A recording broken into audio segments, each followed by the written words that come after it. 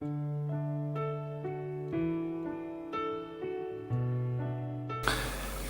again, my friends.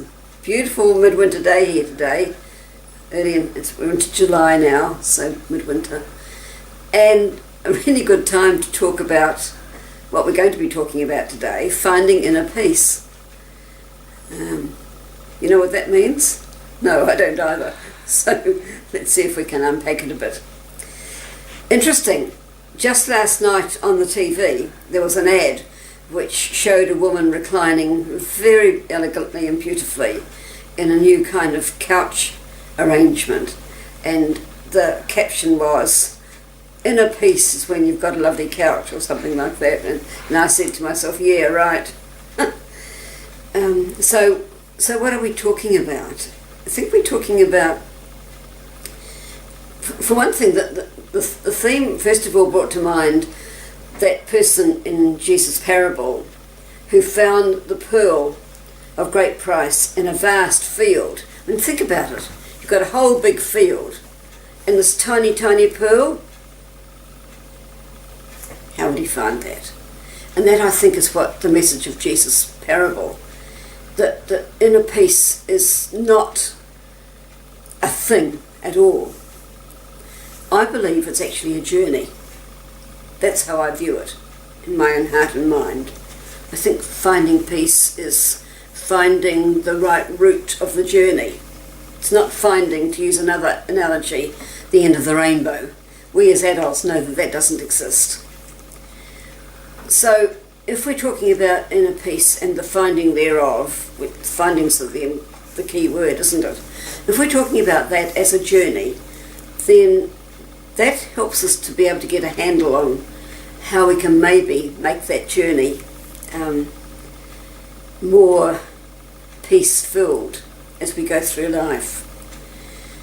And in my 80s now, I'm still struggling to do that. But I've learned a few things along the way, and for what they're worth, I'll share them with you. One, I think, is prayer, a commitment to prayer, to daily prayer. Doesn't matter if it's 5 minutes or 50, that's immaterial. What matters is that sense of allowing oneself to be still and allowing the God who loves us beyond belief to be there, to allow myself to be loved by that God who loves me. It's actually a much taller order than you might think. I'll leave that with you. That leads on, I think, to things like therefore loving myself and loving neighbour. And loving myself means taking what I do seriously, but not myself too seriously. Being able to laugh about when I become a fool in front of others. Being able to laugh about the little mistakes I make, the silly little things that go on in everyday life. Being able to laugh about those.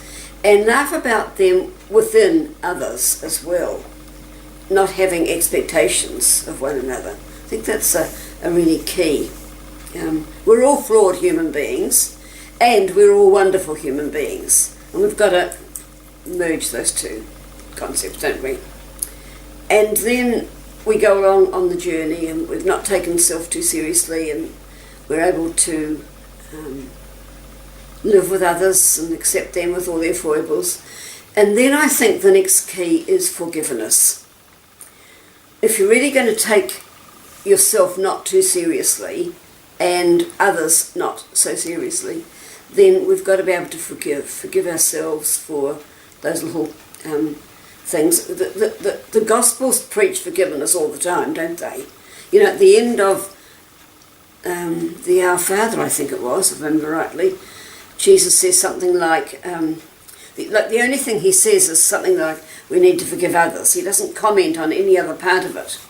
So forgiveness is absolutely key.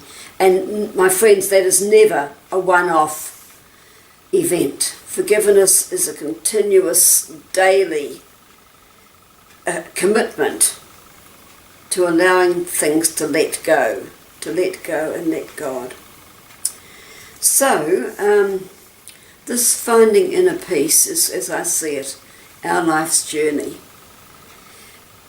The founder of my congregation, Mary Potter, says a wonderful thing about Jesus' mother, Mary of Nazareth.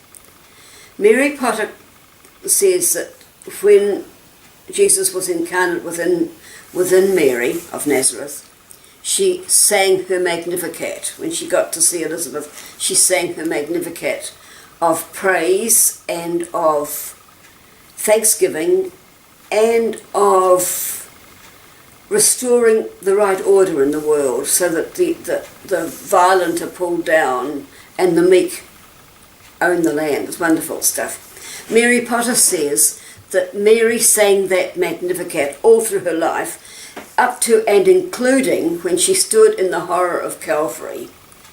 In the horror of Calvary, Mary of Nazareth still had a joyful soul, a joyful heart. If we can really embrace that concept and ourselves try to work towards that, inner peace will come. So we need to have that sense of joy, even in the horror that sometimes is our lives. So I need to leave here with a smile on my dial and a song in my heart, even if I'm hurting. Thank you. Take care. We'll talk again soon. God bless and go with your God.